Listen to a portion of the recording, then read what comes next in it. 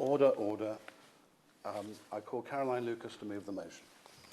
Yeah, thank you so much, Sir Robert. It is a pleasure to serve under your chairship this morning. And indeed, a pleasure to open this important debate on fossil fuels and increases in the cost of living. As we start 2023, households up and down the country are facing extraordinarily difficult circumstances, as we all know from our constituency mailbags, thanks to this cost of living scandal, frankly, that government policy has too often actually exacerbated rather than alleviated.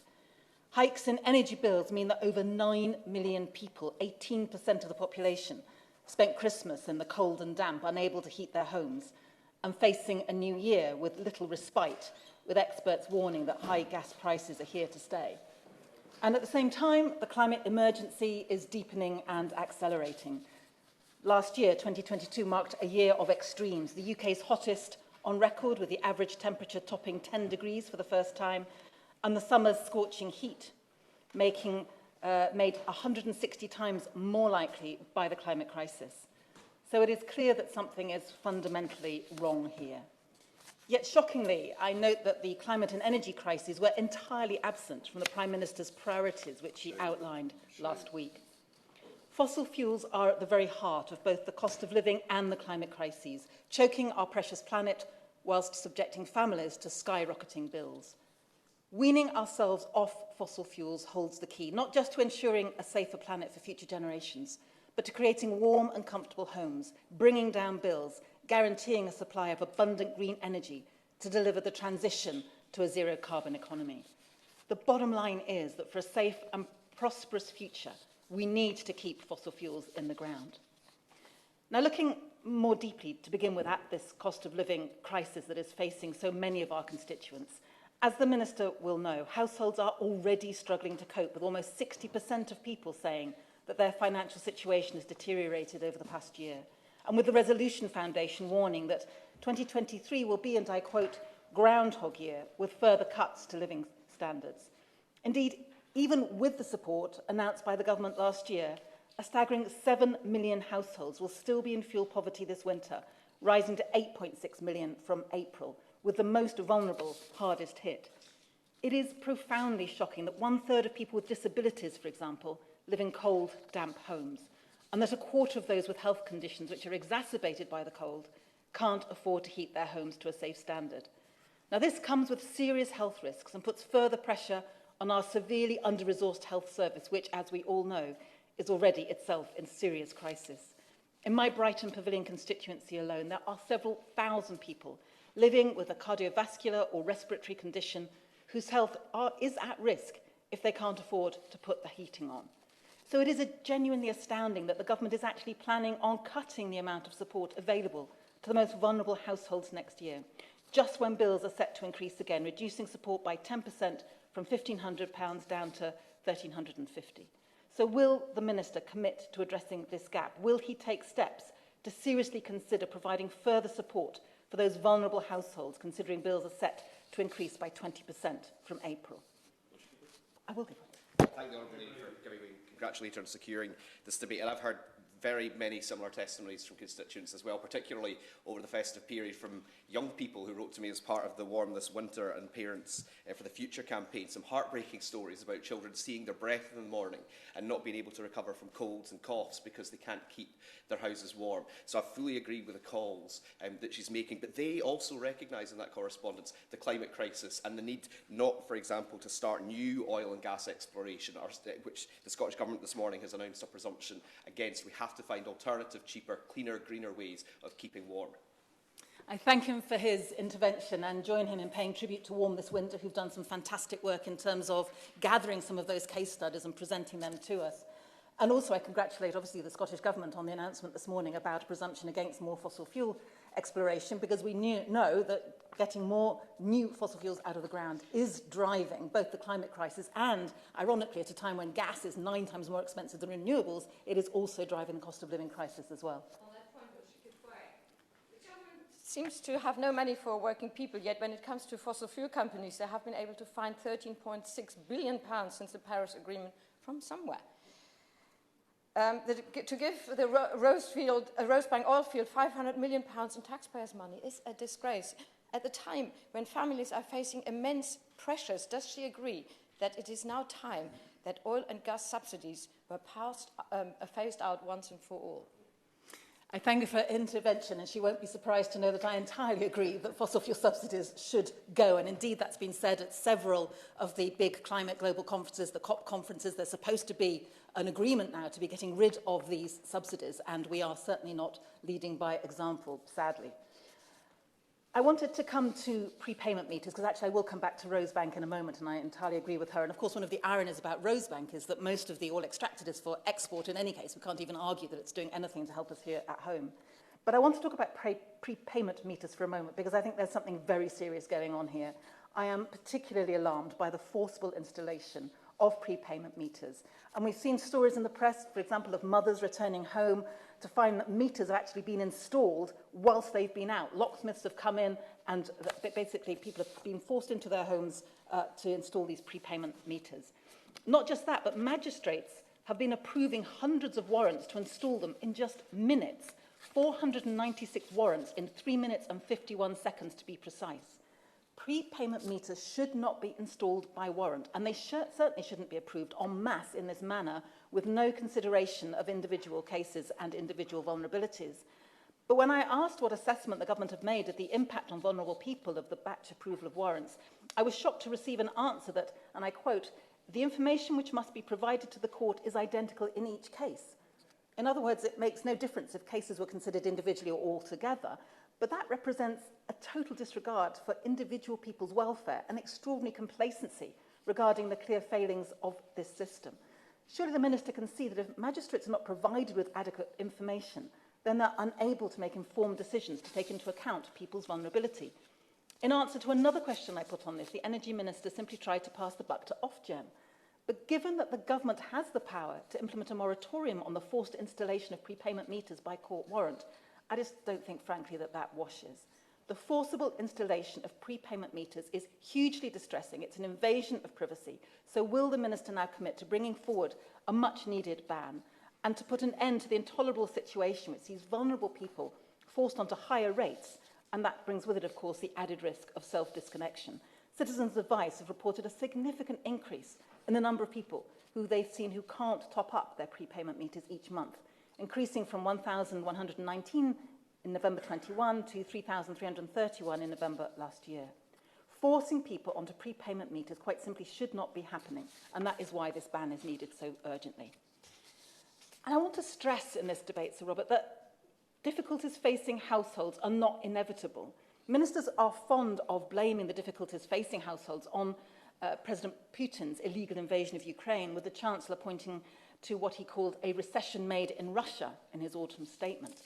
And of course, while that's true in part, blaming it entirely on President Putin is frankly dishonest.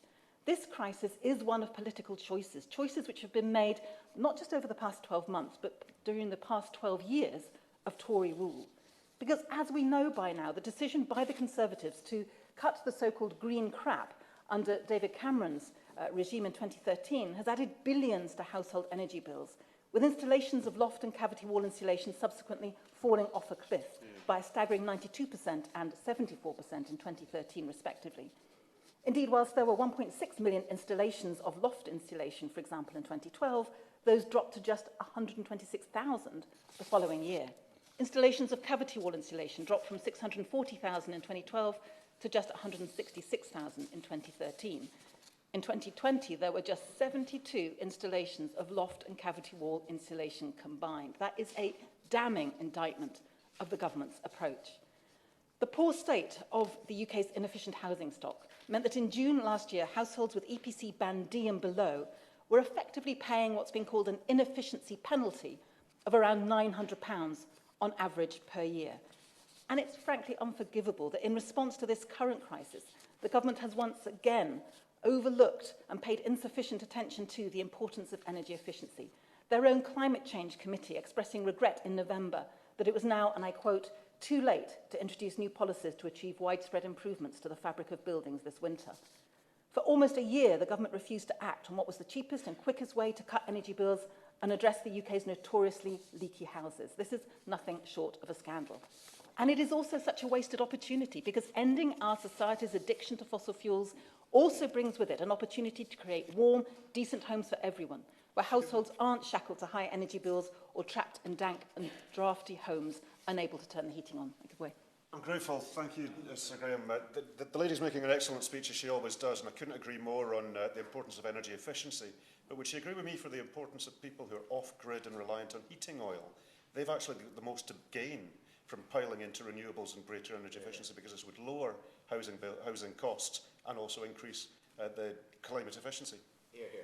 I thank him for his intervention, and I entirely agree with him. And I do worry that people who are off-grid in that way are essentially being hung out to dry. They're not being given the support that they need, and they are some of the most vulnerable.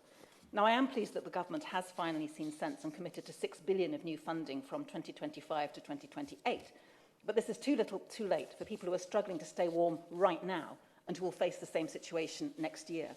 And what's more, it's still not clear what that £6 billion will be used for. So I want to ask the Minister, can he explain what exactly the £6 billion will be allocated to? If it's for the establishment of new schemes, or is it for the continuation of existing ones like the social housing decarbonisation scheme? Will he also confirm when we will get more details about the Energy Efficiency Task Force? For months, I and many others have called for a nationwide, street-by-street, local authority-led home energy efficiency programme to genuinely insulate households from high bills for the long term. It really isn't rocket science. Just last week, the Environmental Audit Committee, of which I'm a member, and I'm very pleased to see the chair here with us this morning, released a new report calling for what we called a national war effort on energy saving and efficiency, with upgrading homes on EPCC or above to be treated as a national priority. Now, that will come at a massive benefit to our constituents. Citizens' advice estimating that upgrading all UK homes to EPCC would save households nearly £8.1 billion a year at current prices. The UK homes are notoriously leaky. They're losing heat 3 times faster than those in other parts of Europe, meaning that our constituents are more vulnerable to high global gas prices than their neighbours. The government... Yes, I will. I'm grateful to her for giving way, and like my colleague, I congratulate her on securing this debate. She's referring to the appallingly bad standard of insulation in the United Kingdom's homes. I don't know if she's old enough to remember, but I remember as a student in the 1970s protesting against a new nuclear power station at Torness in the east coast of Scotland. And even at that time, it was identified that the money it was going to cost to build a nuclear power station, if it had been spent on insulating homes and buildings, the energy saved would have been significantly more than Torness could produce. Does she agree that the short-sighted and almost religious zealot fascination for nuclear power in the United Kingdom has been damaging our energy prospects for a great many years, and it has got to stop? Hear, hear. I thank him for his intervention, with which I agree 100%. I think that the nuclear obsession is using vast amounts of money, diverting attention, and also sending mixed signals to investors who really don't know what kind of energy future this country is actually planning for itself. So it is a massive white elephant. Nuclear power stations are not coming in on budget, on time, anywhere. And the idea that we're going to achieve that here now in the UK against all of the evidence in so many other countries, and indeed our own evidence here at home, with Hinkley, for example, massively over budget, massively late, I think beggars belief. I would. I'm very grateful, and I also congratulate the Honourable Lady for securing this debate and for her important contributions to our deliberations on the Environmental Audit Committee. She mentioned just before getting diverted onto nuclear the importance of the Energy Efficiency Task Force, which I completely agree with her. And does she agree with me that it would be most helpful when the government choose to respond to the report that she mentioned that we published as a committee earlier this week, that the government take this opportunity to clarify what the terms of reference of the task force will be, what its primary objectives will be, so that it can be used as a government-inspired device to accelerate this national mobilisation of energy efficiency that we all agree needs to be undertaken. Well, I thank him for his intervention and his kind words, and I absolutely do agree. This task force does have real potential to make a difference, but we're still in the dark about so many of the details, and as soon as the government can give us more information, I think that would actually give a lot of comfort to a lot of people to know that there is a kind of guiding mind that is going to make sure that we do accelerate these installations of energy efficiency, which are just so urgent. I want to turn now to oil and gas and fossil fuels in particular, because just as it was political choices which have led to families being unable to heat their homes, So I would argue it was a political choice of this government to protect the oil and gas companies whose profits have grown fat from the spoils of war. As households struggle to make ends meet and our planet burns, this government has chosen to double down on the very thing that is at the heart of these multiple crises. The UK is set to grant over 100 licences to explore for more oil and gas in the North Sea. And while the windfall tax has been increased to 35%, bringing the total tax on oil and gas to around 75%, I would just notice in parenthesis that is still lower, for example, than Norway's at 78%, it is genuinely incomprehensible that the government has failed to remove what's being called the gas giveaway, a giveaway which means that oil and gas companies will still be able to claim £91.40 in tax relief for every £100 invested. What's more, from January 1st, a company spending £100 on so-called upstream decarbonisation, which essentially translates as reducing emissions from the process of extracting oil and gas, which of course then goes on to be burnt, is now eligible for £109 relief on every £100 invested. In other words, we are paying the oil and gas companies to do that decarbonisation, which they themselves should be paying for. They are not broke. They are literally saying they've got more money than they know what to do with. Well, I suggest that they start actually paying their own way for a start. New oil and gas extracted from the North Sea will neither deliver energy security nor bring down bills, but will inevitably come at huge cost to the taxpayer. My honourable friend from Bath has already mentioned Rosebank, the UK's largest undeveloped oil field. The costs to the taxpayer, if that goes ahead, are enormous. At triple the size of neighbouring Cambo oil field, Rosebank, if it was developed, would produce more emissions than 28 low-income countries combined, or the CO2 equivalent of running 58 coal-fired power stations for a year. And yet it's been estimated that if it is developed, the owners of Rosebank would receive over £500 million of taxpayer subsidies, as my colleague said, thanks to this investment allowance, the gas giveaway, oil giveaway, in the energy profits levy. This would be enough, that money, that 500 million, would be enough if it weren't used for those subsidies to basically burn our planet more. It could be used to extend free school meals, for example, to every child whose family receives universal credit. It could be used to pay for the annual salaries of over 14,000 nurses, or to build one new medium-sized hospital. It is genuinely baffling for the government to think that this is the best use of £500 million at any time, let alone now. Now, the Minister may try to argue that the development is required because the UK will continue to need gas in the future. He will know as well as I do that 90% of Rosebank's reserves are oil, not gas, and that it's likely to be exported, given that that is the fate of 80% of the oil which is currently produced in the UK. And there are currently over 200 oil and gas fields already operating in the North Sea whose production would be entirely unaffected if Rosebank were not to go ahead. So this is not about immediately turning off the taps, as ministers like to suggest. It is not legitimate for the government to justify new oil and gas licences by saying that they are needed. It does not reflect the reality of this situation. I know that, and I think the minister knows that. It is patently clear that a crisis caused by gas cannot be solved by more gas.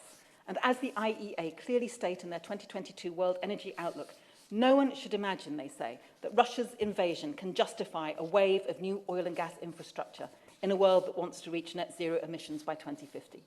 So, as a first step, the government must scrap the so-called gas giveaway, this huge subsidy, which hands this subsidy to the climate criminals who have benefited from Putin's illegal war. Next, they must urgently work to end the age of fossil fuels for good, because time is not on our side.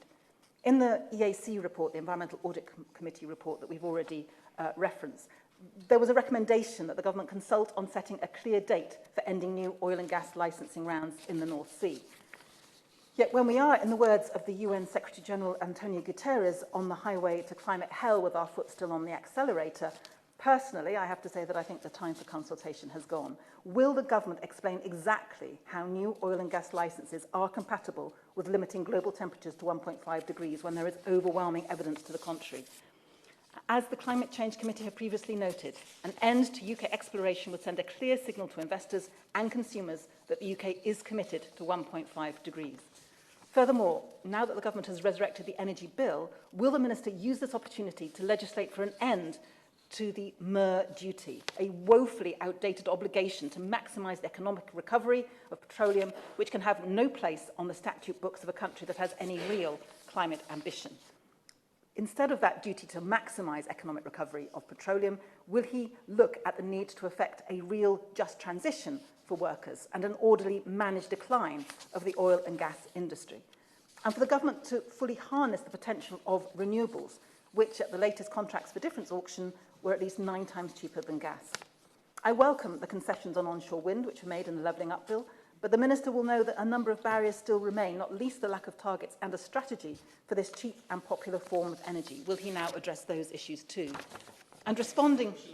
I'm most grateful. She's been very generous with her time. I may be about to preempt what she was about to come on to, but will she, in concluding her remarks on alternative renewable energy sources, also commend to the Minister the work that the government have done already in allowing contracts for difference to be available to tidal energy systems to provide renewable baseload electricity supply, which is a critical shortcoming at the moment in the plans? I certainly welcome that intervention, and I agree with him entirely on welcoming the use of the Contracts for Difference mechanism, and I think that tidal has huge potential, and this is one way of being able to maximise that. We'll be looking, as well as he knows, this afternoon in the Environmental Audit Committee at ways we can also unblock more solar power, for example, by enabling the batteries that go alongside household solar to be able to be installed retrospectively at lower VAT rates. It's very odd at the moment that there's reductions on VAT for the solar panels, but not for the batteries if households want to actually be able to store them. On that point, and she's very generous with her time, does she agree that the government should look at incentivising further private domestic installation of solar panels, for example, or ground source heat pumps, by looking at whether there could be an offsetting of the investment against income tax? I thank her for that proposal. It's not one I've looked at before, but it sounds interesting, and I would certainly be very interested to know what the Minister thinks of that. So, Sir Robert, I will bring my comments to a close simply by saying that in responding to the multiple crises that I've set out this morning, it's important that we don't store up more problems for the future. So rather than harking back to the fossil fuel era, I'd like to close by asking the Minister one more time if he will finally prioritise the quickest and cheapest way to bring down bills for the long term and introduce that desperately needed street-by-street home installation programme. We've seen again and again the government schemes not working, the Green Deal, the Green Homes Grant, both of which collapsed really and also did massive damage to the supply chains and businesses not being able to have confidence in what the government was bringing forward. And we urgently need an end to the fossil fuel era, which was kick-started by coal and colonialism, and instead we need real resilience for the long term, with good green jobs in every constituency, warm homes that aren't vulnerable to global gas prices, and the abundance of renewable energy with which these nations are blessed. Only then can we avoid future energy crises, create a more prosperous society, and ensure that everyone shares in the transition to a zero-carbon economy. Thank you. I remind members that they should bob if they wish to be called in the debate. Thank goodness they are. The question is that this House has considered fossil fuels and the increases in the cost of living. Derek Thomas. Thank you, Sir Robert. And can I commend the member for Brighton Pavilion for securing this worthwhile and vital debate. And it comes after a year where the government was exercised about how we address the cost of living and how we address, or talking about, the need to address and to reduce the demand for energy in our homes. And I think we have the solution here in this very room. And I hope the Minister is listening carefully, because I know he'll be a man who wants to do some great work while he's in post. We know, everyone here knows, and government knows, an effective way to reduce demand on fossil fuels, reduce cost of living pressures, and reduce demand on energy more generally.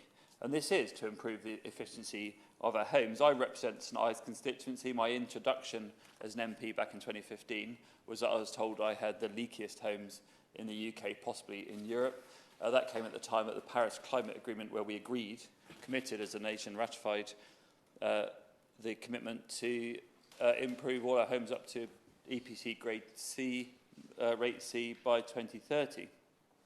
I had a discussion yesterday with someone who's done some research on how much my constituents actually pay for energy compared to other parts of the country. And a part of my constituency is said, because of the bills they pay and the energy they use and the cost of their energy, is the most expensive place to live in the country.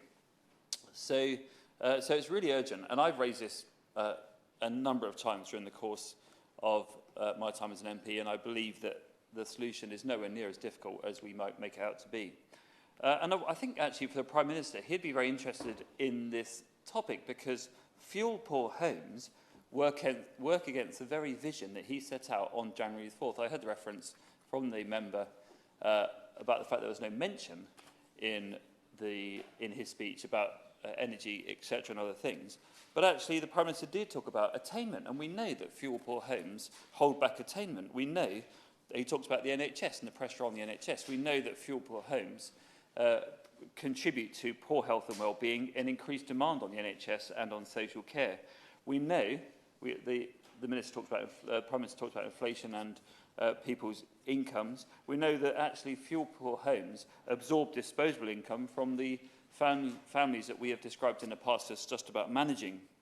And we know also that fuel-poor homes reduce the availability of homes to rent, and I'll go on a little bit at the end about why that is.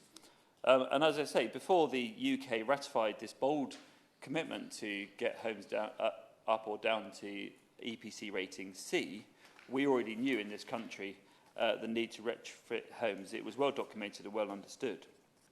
ECO, the Energy Company Obligation, and Green Deals, etc., have sought to help and have, as we've heard, helped in a significant number of homes, but often it's a low-hanging fruit. It's the ones that are easiest to do, and probably the ones that are actually not.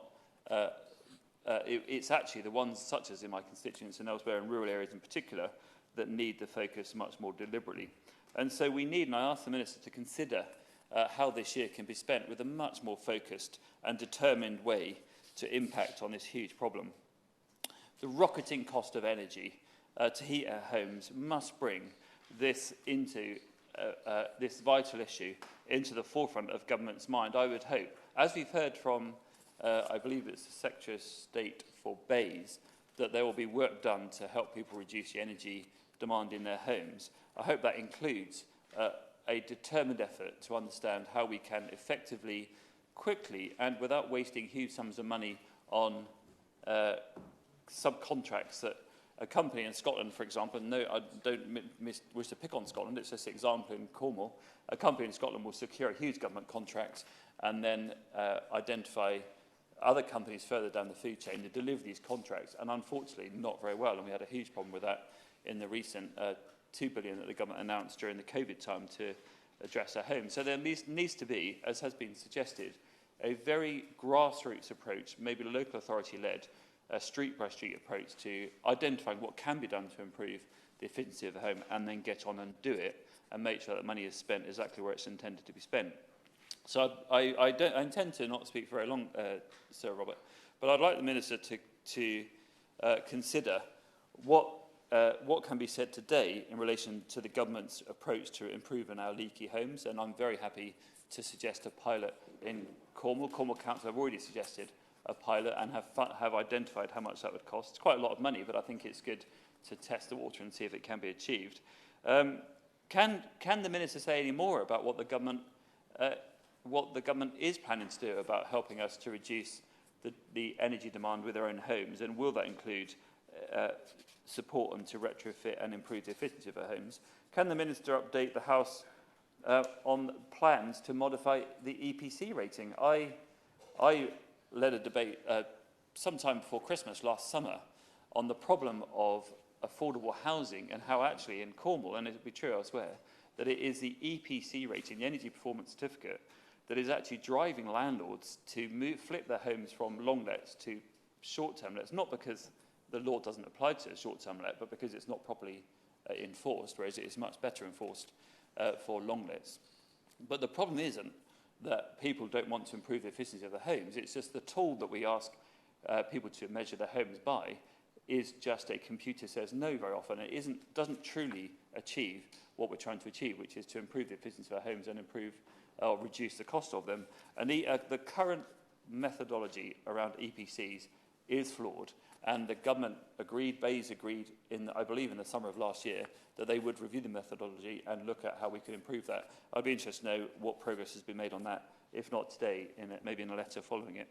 And as I say earlier, we know that fuel-poor homes drive out availability of long let, so that's exactly what's happening. We are still seeing across Cornwall landlords who cannot achieve the EPC rating E, let alone C, and so they're having to use the house for other purposes, and that needs to be addressed, and needs to be addressed quickly. Certainly, yes. I'm very grateful to my honourable friend for allowing me to intervene on an excellent speech he's making. On the subject of EPCs, has he also seen in his constituency what I've just discovered in my constituency, that a social landlord faced with the renovation cost to get their property up to make it legally lettable, EPC E, has discovered that the cost is too great and is consequently proposing to sell the properties and evict the social tenants in a small village community where there will be no alternative provision? Thank you for that intervention. That's exactly my experience and has been my experience for a number of years. And what is really tragic is I have parish councils contacting me in desperation because they fought long and hard many years ago to identify the very sites to have these homes built, to set aside these homes, only to find that they are being lost partly for this reason. And then as a result, these villages are being hollowed out because it's very difficult then to keep the post office open, even the GP surgery and the local schools. So there is an urgent need not to reduce our ambition in improving homes, but to understand how we can do it and how we can fund it properly. And that is absolutely the experience I've had across parts of my constituency. And it concerns me greatly. And I actually am not critical of the social landlords because, unfortunately, not unfortunately, but when I left school, I learnt to build homes. I built homes with blocks, cement and sand. Actually, if I was going out there today, there'll be lots of homes that were built exactly the same as we built them then, and the insulation put in has improved, but I would say that we're nowhere near enough making carbon neutral homes. So we can get there, and there's better ways of building, but actually the building trade has not moved on enough to catch up with what's needed. That's another debate maybe for another day. But can I just touch on the listed buildings problem? So, and I'm not sure this is true of elsewhere, but in Cornwall we are working very hard to improve the quality of our homes, and a lot of them are listed buildings or are in conservation areas.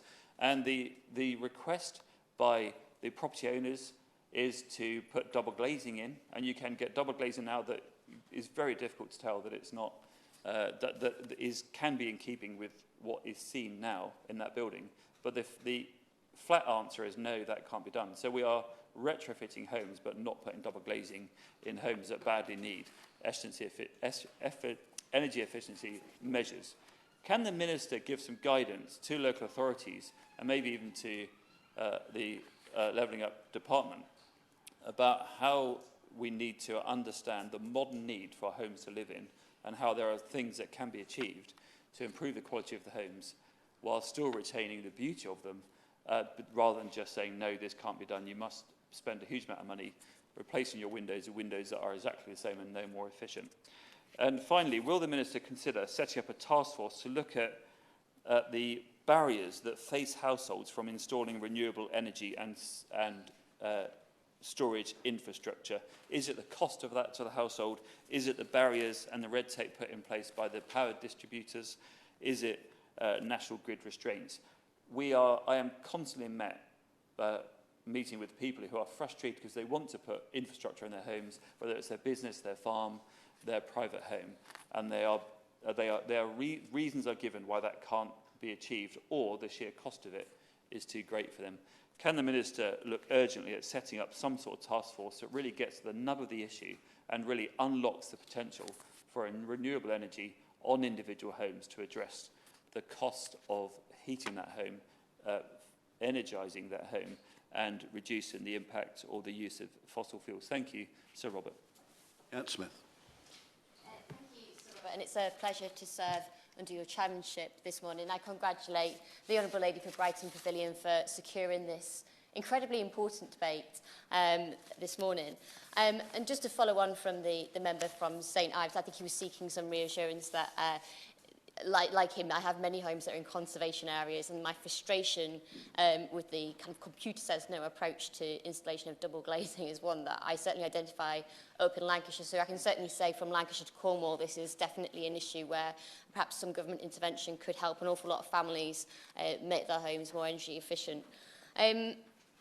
to go to what I was planning to say, which is I wanted to start by talking about the Prime Minister's grand 5 promises that he made at the beginning of this month. And I was incredibly surprised and disappointed that the environment didn't really get any kind of mention. And I thought it was actually quite irresponsible to prioritise the stopping of small boats crossing the channel over tackling climate change, because perhaps he hasn't heard, but the latest prediction is that we will have over 1 billion climate refugees by 2050.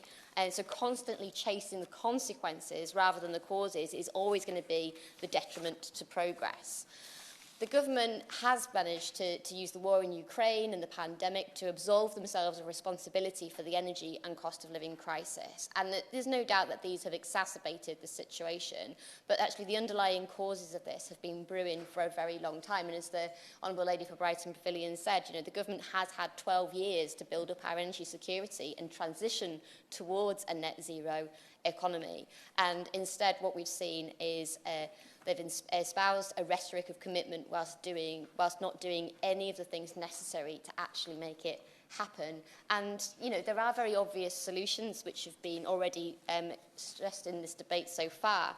You know, household insulation, for instance, has been shown to be an effective and efficient way of lowering energy demand and improving energy security. And yet the government has scrapped its campaign for insulating homes just 6 months after its inception. And now the energy crisis has categorically proved the necessity of transitioning to net zero, and the government now plans for 130 new licences for North Sea oil and gas. This has already been challenged in the courts for being unlawfully incompatible with the UK's international climate obligations. The UK cannot, on one hand, claim to be an international leader on the climate crisis whilst moving back towards fossil fuels.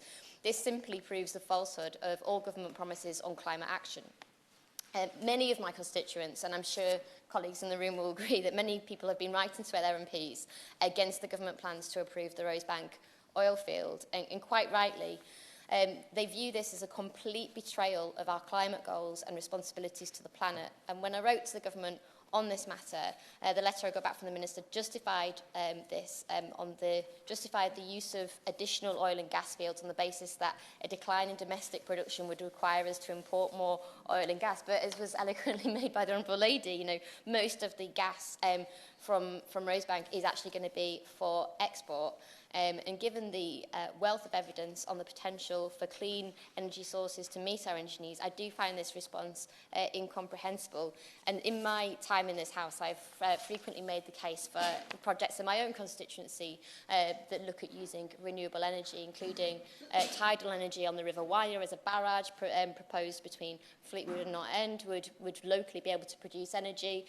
We have a great number of great academics at Lancaster University who are working on renewable energy sources and have lots of good ideas about how in Lancashire we can be part of that energy solution. The only possible explanation for moving in the opposite direction to common sense is that a powerful few in the Conservative Party are set to benefit from the expansion of fossil fuels, keeping Britain stuck in the past rather than leading the future. The government response to the energy crisis has been short-term financial support, and whilst that is necessary, it does absolutely nothing to address the root causes of the problem, nor to equip the country for success in the future. We need urgent investment in renewable energy to create the green growth that can save money on bills whilst also equipping us for a future without oil and gas dependencies. I will happily give way.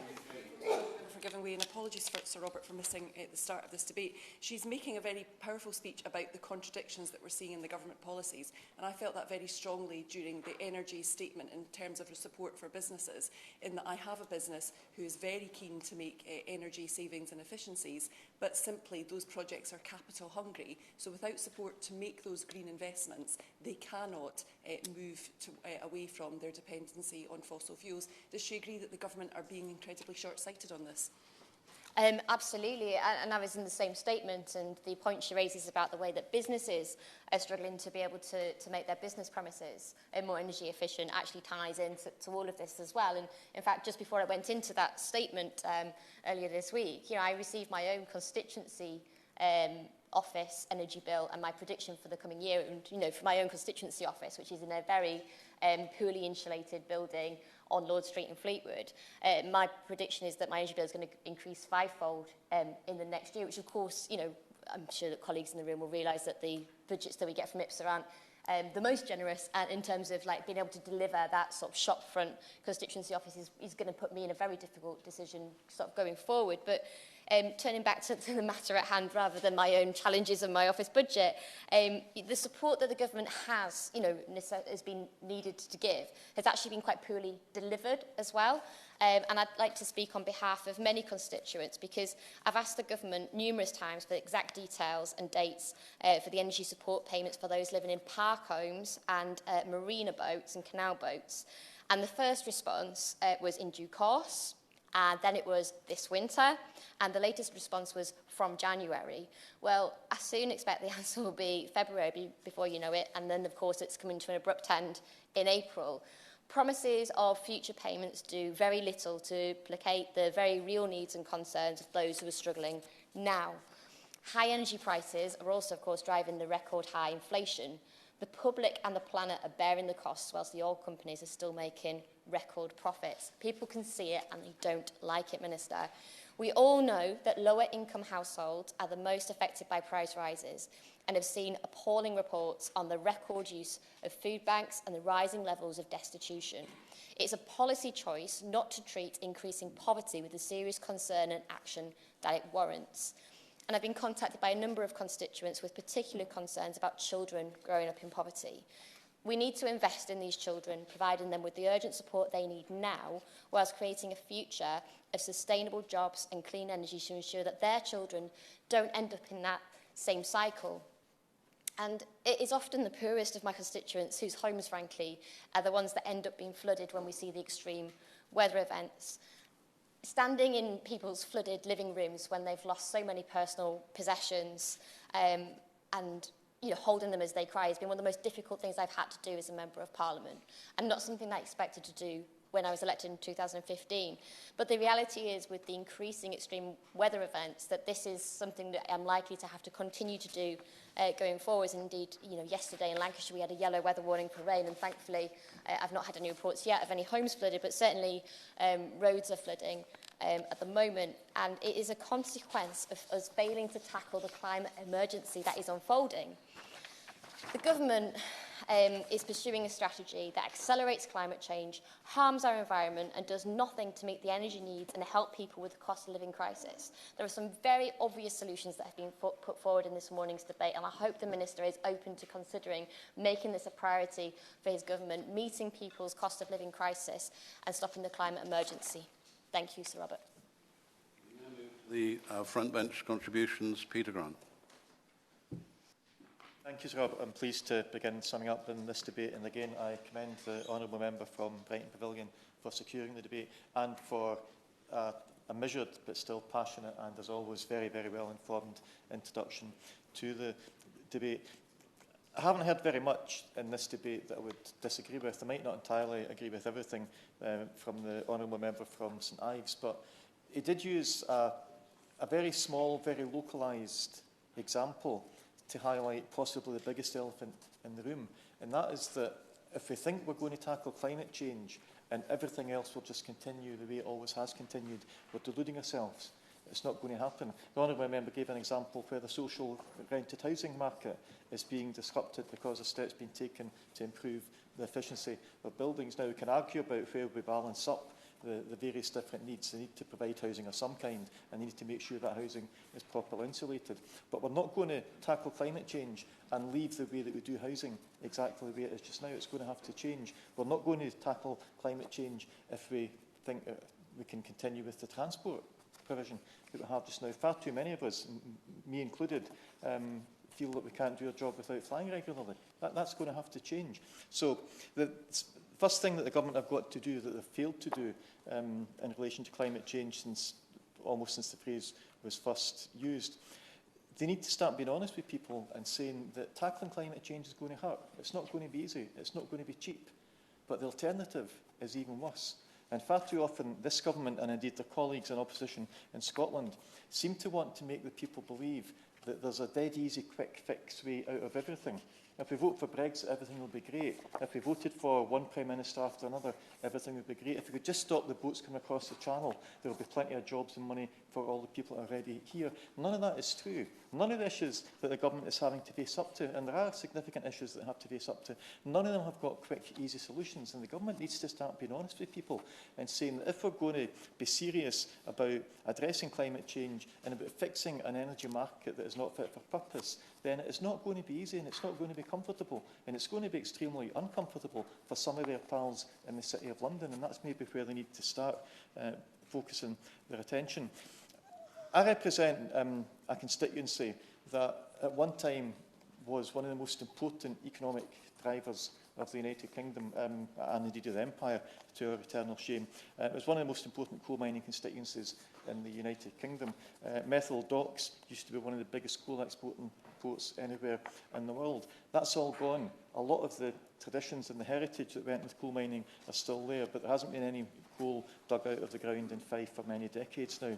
The constituency also played a major part in the oil and gas industry. The fabrication yard, if it was known as RJC in those days, was a major source of the infrastructure for North Sea oil and gas. Both of those energy booms created billionaires by today's standards.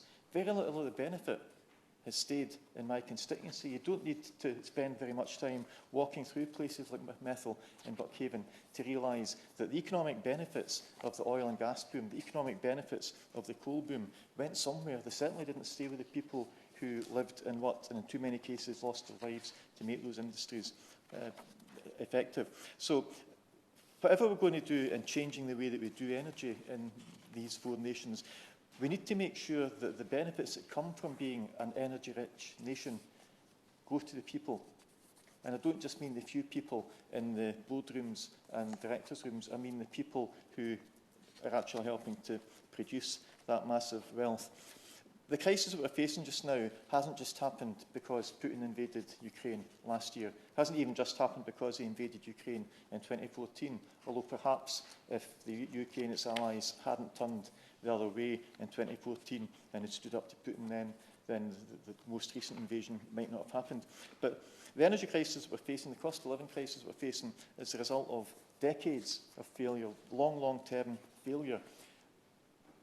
It's now creating a crisis that is a day-by-day crisis. People are freezing in their homes today. So we can't wait 25 years to come up with a strategy to fix that. There needs to be significantly more emergency help going to people now than they're getting. But we also need a long overdue recognition that our entire energy system, from the way the energy is produced, the way it's distributed, the way it's supplied, the way the price is controlled or not controlled, none of it is fit for purpose. None of it is working to the benefit of our constituents. None of it is working to the benefit of the people that rely on it most, the people that can't afford a 100%, 150% increase in their fuel bills. So once the current short-term crisis has been addressed, and I hope it will be quite short-term, we also need to start looking at what we do to change the energy market so that it can never happen again.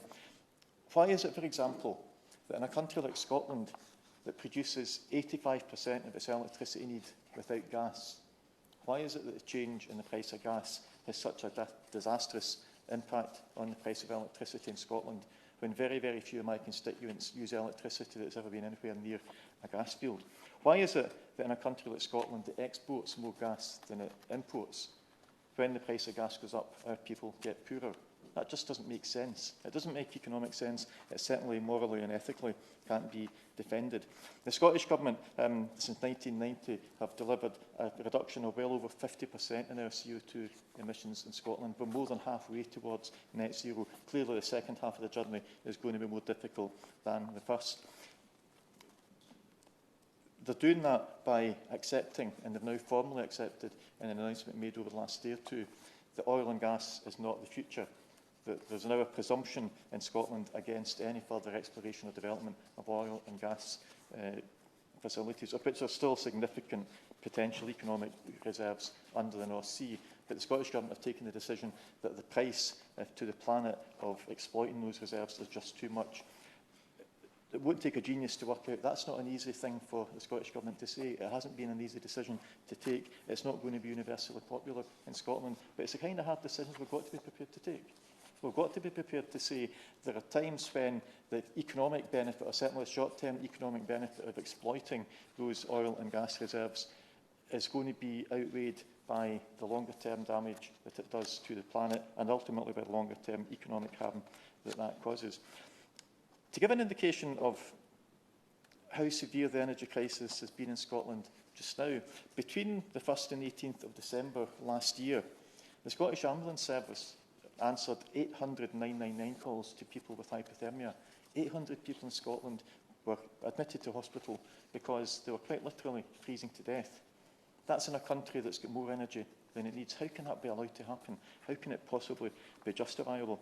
To put into context those 800 people, at the moment, between COVID and influenza, and as in England, Scotland is seeing probably the highest levels, certainly among the highest levels of COVID hospitalisations we've had almost at any time, exceptionally high levels of hospitalisation with influenza. There's about 1,600 or 1,700 people in Scotland in hospital with either flu or COVID. And in the space of 18 days, we sent another 800 people in because they were freezing to death. That's how much the climate crisis, the energy crisis, is putting additional pressure on an NHS that doesn't need additional pressure put onto it. So as well as the sheer inhumanity of allowing people to get to a stage where they're in danger of freezing to death in their own homes, there's also a knock-on impact on other public services that are already under enormous pressure. And I can predict what the Minister is going to say. I can certainly predict that what he came in intending to say. I don't know whether he'll have changed his answer by listening to any arguments today. They'll blame the Russian invasion of Ukraine. Yes, that's had an impact, but it hasn't had as big an impact as the government might try to pretend. The United Kingdom doesn't depend on Russian oil or gas to anything like the extent that some other countries do, and those other countries are not faring any worse than we are. He might well throw it's a barb that was very popular in the Tory benches towards the end of last year, that it's all SNP's fault because we're not going to allow any more nuclear power stations in Scotland. Well, apart from the fact that if you start planning and building a nuclear power station today, it's not going to help the 800 people that were hospitalised in December or the 800 that might be hospitalised later this month if there's another cold snap. The Scottish Government's opposition to nuclear power is because of two facts. First of all, in Scotland we don't need it, and it is by far the most expensive form of energy that this country or these four countries have ever used. So I hope that the Minister isn't going to demonstrate the previous, I think the Honourable Member from Brighton mentioned it as an obsession with nuclear power. Nuclear power has never been the answer. It's certainly not the answer now. As I mentioned earlier in an earlier intervention, there have been times when it's been shown that rather than building a nuclear power station, if we spent the money insulating people's homes, we would have got more energy out of it. It's not sexy, it doesn't make you look clever in the United States if you can say you get the best insulated homes anywhere in the world, but economically it makes a lot more sense than building nuclear power stations, but at the moment we still literally don't know how much it's going to cost to decommission the ones we've already got, so why on earth would we start to build any new ones? So in conclusion, Sir Robert, I congratulate the Honourable Member from Brighton Pavilion for bringing this debate. There's a great deal more that could be said. I've no doubt that on a different day, or possibly if we'd been able to get time in the main chamber, there would have been a lot more people would have wanted to speak. My single request to the Minister, and the message that needs to go back to the Government about this, is start being honest with people about where the energy crisis has come from. Because if we're not honest about what has caused the crisis, we're never going to get any closer to finding answers to it. I don't want to see another 800 people in Scotland at risk of freezing to death next time there's a cold snap. But at the same time, when I move on from here, I want there to be a world left that's fit for all of our families and all of our constituents' families to continue to inhabit for 100 years to come. And if we continue going the way we are just now, that cannot be guaranteed. Opposition spokesperson Kerry McCarthy. Thank you, Sir Robert. A pleasure to see you in the chair, and I congratulate the Honourable Member for Brighton Pavilion for securing this debate. I mean, this is certainly not a one-off debate on this topic. It's something that affects us all as constituency MPs, and as well as being very much about that underlying issue of what we do to tackle the climate crisis. And I thought the honourable member's speech reflected that very well. On the one hand, talking about that, you know, the global fight and the fact that I think she said weaning ourselves off fossil fuels is absolutely key to tackling many of the problems that have been flagged up today, but also getting down very much to detailed issues affecting her constituents. And I thought what she had to say about the forced installation of prepayment meters by court warrant and the consequent rise in self-disconnection as well. I'm very interested to hear what the Minister has to say in response to that, because I think many of us are concerned about that issue. The Honourable Member for St Ives, again, you know, he was talking quite specifically about issues in his constituency on the retrofitting homes. And again, I'm very interested to hear the Minister's response to his criticisms of the way the energy performance certificate regime works and the impact on the letting market in Cornwall. I do think that, I mean, I will come on to sort of say a little bit about retrofitting homes that currently don't meet standards, but one of the other issues is we are still building homes that don't meet standards. I think since about 2016, well over 1 million homes have been built that don't meet standards, and that just seems absolutely ludicrous. And again, I hope the Minister will address that. My honourable friend from Lancaster and Fleetwood, again, you know, I thought reflected very well just how good a constituency MP she is in terms of talking about the impact on park homes, people living in conservation areas, and how it's not always easy for them to adapt, or sometimes the cost is far greater to adapt their homes. We were actually talking before this debate started about farmers as well. But I thought the most powerful thing she said was, well, it evoked memories in me of the 2015-16 floods when she was a newly elected MP, and as the then Shadow Environment Secretary, I visited the constituencies of other newly elected Labour MPs, the members for Halifax and York, and just seeing the absolute devastation that those floods had caused to the families. And in, I think, certainly in Halifax, they'd been told when there'd been floods a few years previously, that was once in a century experience. They would never see flooding like that again. And they showed me the marks on the wall to show that actually it wasn't just the floods that happened again, they were actually worse than they'd been. And a few years prior to those floods, we'd had floods in Somerset, and again, the same with the Somerset levels. Again, it was seen as almost like a freak event. And there was, Oliver Letwin was given, as he usually was, a task force to chair that was going to sort of bring up all the answers. And then, of course, it drops off the agenda when there are a few years without floods. And I think the Honourable Member for Lancaster and Fleetwood was quite right to warn that we shouldn't be complacent at all. And there is this constant fear that flooding could return, and of course that is very much connected with the climate crisis. She also sort of pointed out how ludicrous the government's position is on trying to make this argument. I know the Minister is very fond of this, that actually fossil fuel extraction domestically is somehow a green measure, and I think he tried to claim that for fracking as well in that infamous debate where we were going to frack and then we weren't going to frack, and it was a vote of confidence and it wasn't a vote of confidence. But, you know, the idea that you can get round the emissions from fossil fuels by claiming at least there aren't the travel costs, you know, the transportation costs associated with imports is very silly, especially when we know that much of what's produced will be exported, and the Honourable Member did flag that up. To return to the Honourable Member for Brighton Pavilion's opening remarks, as she said, last year was very much dominated by soaring energy prices and a worsening climate crisis, and it did really expose our reliance on dirty and volatile fossil fuels. We saw gas prices soar to 10 times their level in the first half of 2021, meaning that the price of gas was actually 9 times higher than the cost of cheap renewables like wind and solar. And I think that's a really important message to get across to people, is that renewables are not the expensive option anymore. They are way cheaper than going down the fossil fuel route. As has been said, the Minister will, of course, mention the illegal war in Ukraine, and of course it was a major factor. But that doesn't explain why leading economists are predicting now that the UK will face one of the worst recessions and the weakest recoveries in the G7.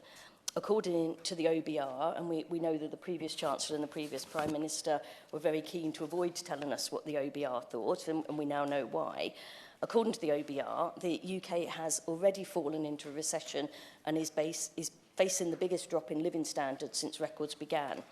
The reality is that we simply weren't prepared for the energy shock that we saw last year, and that is partly because we have seen years of wasted opportunities to develop cheap, clean, renewable energy sources and to wean ourselves away from fossil fuels. The government, instead of going for that green sprint for renewables, launched a failed attempt to bring back fracking so it could extract the most eye-wateringly expensive gas without considering the wish or safety of our local communities. It issued over 100 new licences for expensive and polluting oil and gas extraction. And on top of that, it attempted to ban new solar developments and keep the ban on new onshore wind, which would have blocked the cheapest forms of energy available. Now, I know there's been U-turns on quite a lot of this, although it's quite difficult to keep up sometimes. But that dithering, the delay, and just those years of inaction on renewables means that ordinary households are now the ones that are paying the price for this failure. New research suggests that households could have saved £1,750 per year if the government had moved faster to reduce emissions through support for renewable energy, through energy efficiency upgrades and other green investments. For the 9 million households now living in fuel poverty, that £1,750 could have made a world of difference. Labour led the calls. They led the way in calling for a windfall tax in January last year. The Prime Minister, it had to be said, who was then Chancellor, was pretty reluctant to do it. Eventually, he brought in a sort of half-hearted measure. But even when he did, oil and gas giants avoided paying fair taxes due to the huge investment allowance loophole that was snuck into the tax. I think I've just read recently that Shell is paying taxes this year for the first time in something like 5 years. I mean, clearly something is very wrong in a situation like that. But that loophole only applied to polluting fossil fuels rather than cheap renewables. It allowed fossil fuel companies to avoid paying any windfall tax on 91p of every pound they made.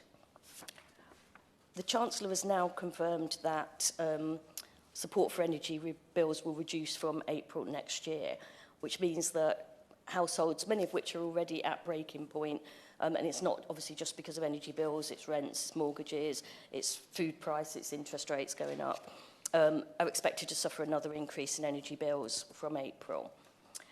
Labour has been very clear that the only solution to the cost of living crisis is a green one. It's estimated, we talked a bit about retrofitting homes, it's estimated that 9 million homes could have been insulated in the period since the government scrapped home insulation support schemes in 2012, which is now costing households up to £1,000 on their annual energy bills. I met yesterday with a range of people involved in the housing sector, from people running housing associations, from building societies and that, and they're absolutely crying out for certainty. They want to invest in maybe like retrofitting loans, green mortgages, whatever you want to call them. They want to renovate their properties, but unless there is certainty from this government, and it's been absolute shambles over the past decade or so with things like the Green Home grants being dropped, cowboy builders moving into the market, consumers don't have confidence, and the companies that need to deliver the retrofitting programme don't have confidence either, and we absolutely need to see that clear sense of direction, which is why Labour has promised a decade-long programme that would invest in insulating 19 million homes, £6 billion a year over that decade to give that sense of certainty. We would also double down on cheap, clean, renewable energy through our own pledge to achieve a clean power system by 2030. That would mean doubling onshore wind capacity, tripling solar capacity, quadrupling offshore wind capacity, and we would achieve that goal by establishing a publicly owned renewable energy generator, GB Energy, so that the profits of these investments actually benefit the British public. That is a very clear long-term strategic plan. We aren't hearing anything like that from the government. I hope that today we can hear some serious response from the government that actually says, not just how we are going to, in the short term, tackle the cost of living crisis and help people with their energy bills, but also once and for all put fossil fuels to bed and support that sprint towards green energy. Mr. Graham Stewart. Thank you, Sir Robert, and let me begin by congratulating the Honourable Member for Brighton Pavilion in securing this important debate today. And I also thank the other Honourable Members who've taken part in the debate for sharing their and their constituents' thinking on fossil fuels and the cost of living. But listening to the debate, quite a lot of the contributions, it's as if we're in some sort of parallel universe from the reality of the world we live in today.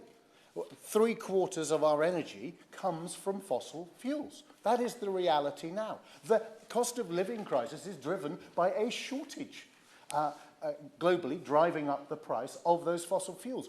This economy, like every developed economy in the world, is dependent on fossil fuels today, and it will be all the way through to 2050 on net zero, where we'll still be using 1/4 of the gas we use today, where we will still need oil products.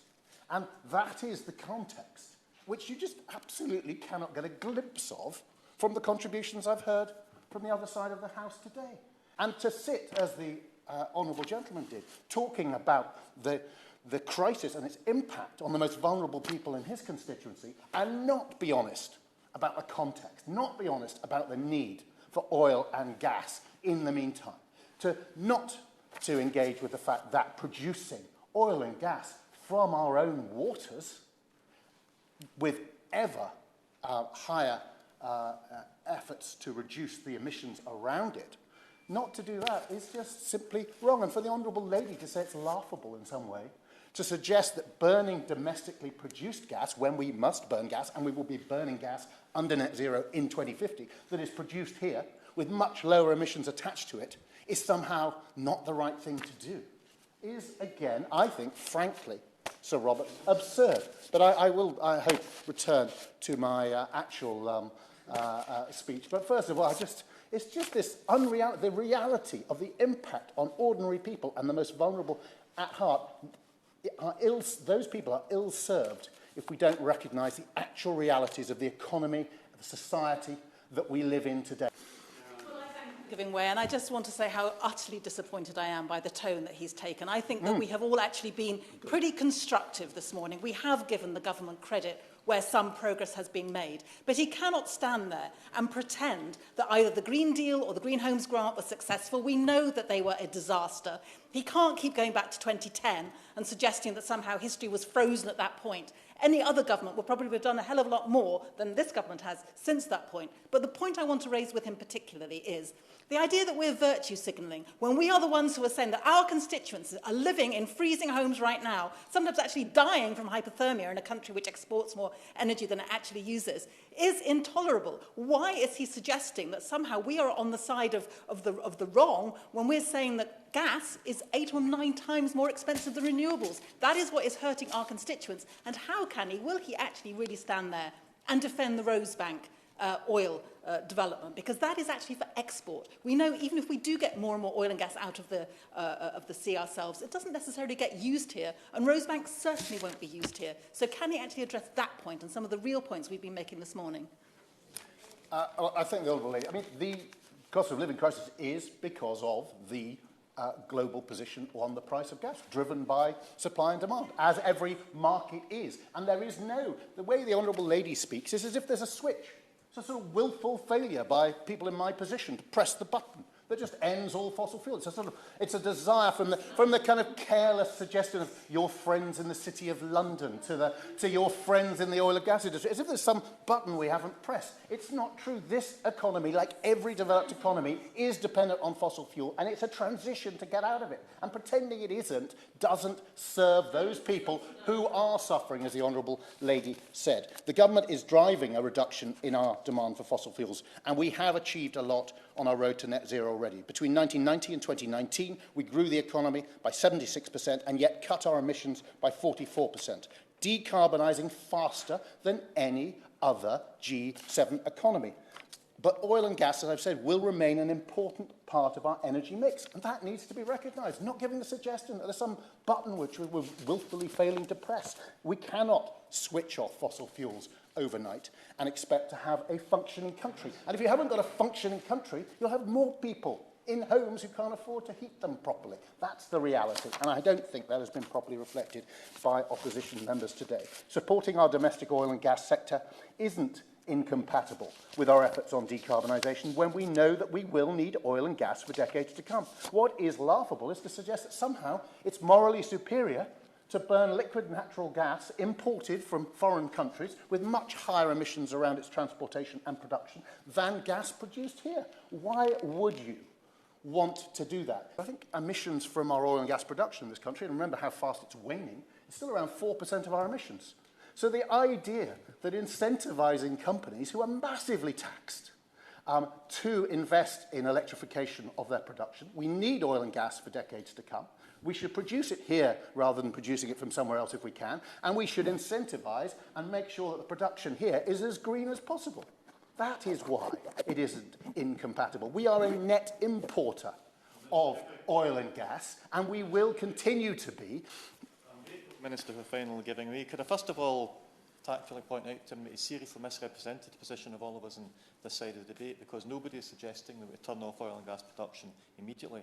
What we're saying is we've got to stop the headlong, insane rush towards more and more oil and gas production. I'll also remind him that his country is a big importer of energy, my country is a big exporter of energy. So on that point, is he going to answer the question as to how it is that a country that has more gas than it needs, a country that is an exporter of an increasingly scarce and therefore an increasingly valuable natural commodity, how is it that Scotland is becoming poorer when something that we've got in excess of has become more valuable?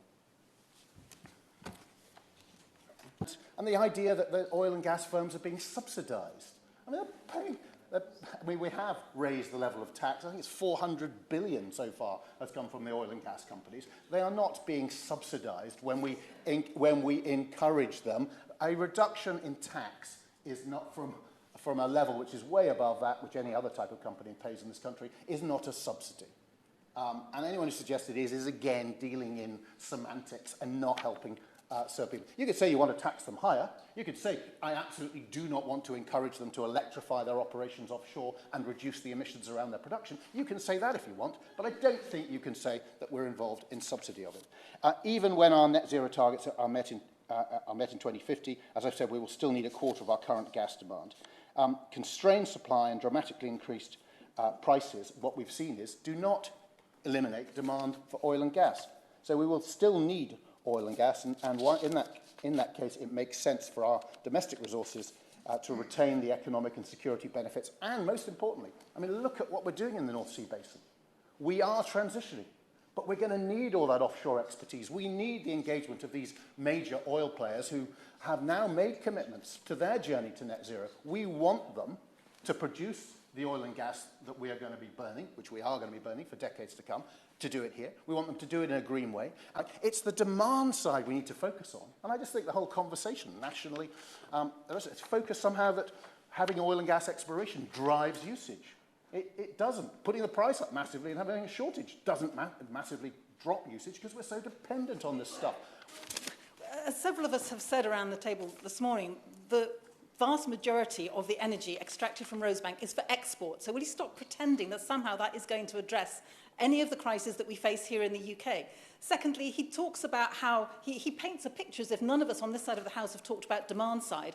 The vast majority of what all of us have been talking about this morning has been energy efficiency, which is precisely about reducing demand. So will he start addressing some of the points that I made in my speech and many other honourable members did too? For example, the issues around prepayment meters. Could he address that one, please? Could he address whether or not there is going to be a much ramped up energy efficiency programme? Could he address the questions I've asked about how the £6 billion is going to be used? Is there going to be more money coming? There have been lots of questions that were put in a spirit of constructiveness, and believe me, we could have been an awful lot less constructive if we'd chosen to be, and I would be very grateful if you would do us the courtesy of actually answering them. Just to deal with prepayment meters, the Honourable Lady raised that. Ofgem has rules in place that restrict the forced fitting of a prepayment meter on customers who are in debt, except as a last resort. But prepayment meters do have a role to play in helping people and make sure that they don't go into debt. but there are strong rules with that, and Ofgem is engaging with and has done a review of the performance of their suppliers in supporting vulnerable customers and seeking to ensure that they fulfil their licence requirements. In 2021, the government published a progress report on the delivery of the EPC action plan, and we aim to complete all actions by the middle of this year following necessary amendments to legislation. So that, to answer my honourable friend's point, is in hand. On the issue came up around warrants.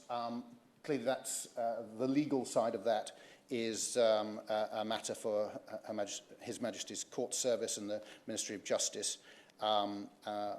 But I will raise, following this debate, I will raise that with colleagues at the Ministry of Justice and ask them to look at that and go from that. And just in terms of the Energy Efficiency Task Force, we will come forward, I hope, pretty soon, in answer to the Honourable Lady's questions, with the terms of reference for that and membership, etc., and will then become clearer. And obviously we don't want to prejudge how that will inform policy making in order to deliver the best use of the additional £6 billion, which I'm sure members welcome, in addition to the £6.5 billion being spent on energy efficiency in this Parliament.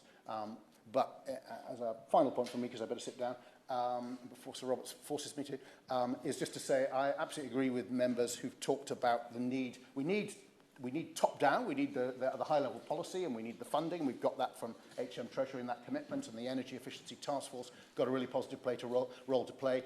But it also needs to look at how we galvanise the very real will and desire there is, I know, across different parties, running different councils across the country and different communities, to have a sort of bottom-up and empower and enable communities and regions to really do their bit to tackle net zero. And I think a big focus of their work would very much be in energy efficiency, understanding, surveying their housing stock and other building stock, and then coming up with plans to build up the skills base which is going to be required, make sure that there's a career for people who enter this world, and through that we can make a real difference as well. So from government level and local government level and local community level, working together, I think we can accelerate the reduction in demand. And members didn't mention that the Chancellor mentioned that we were going to set a target of reducing energy demand by 15% by 2030, which I again would have hoped might have been commented on and certainly welcomed, and I welcome it. Thank you, Sir Robert. Brief final remarks. Caroline Lucas.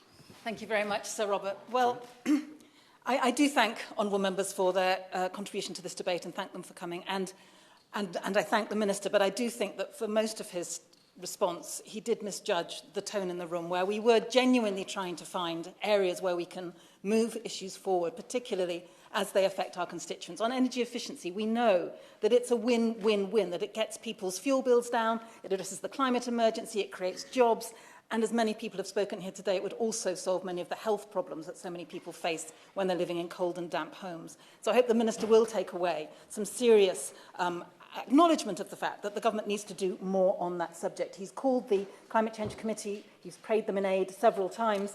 Well, the Climate Change Committee itself was the one that was expressing regret last November that it was too late now to introduce policies to achieve widespread improvements in the fabrics of buildings for this summer, for this winter, I mean.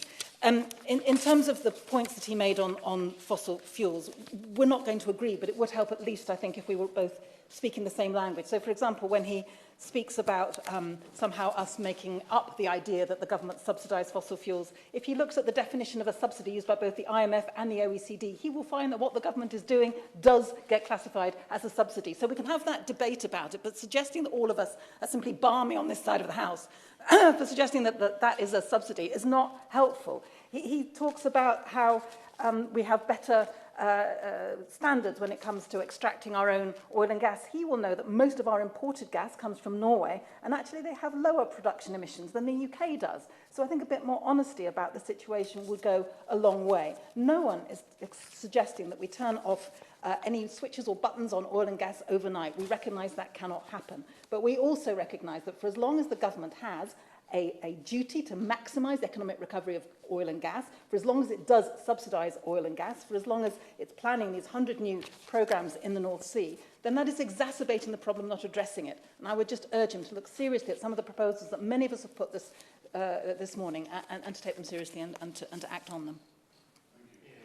The question is that this House has considered fossil fuels and increases in the cost of living. As many of that say aye? Aye. And to the contrary, no? Order, order. Could please people leave speedily and quietly so we can then continue the next debate.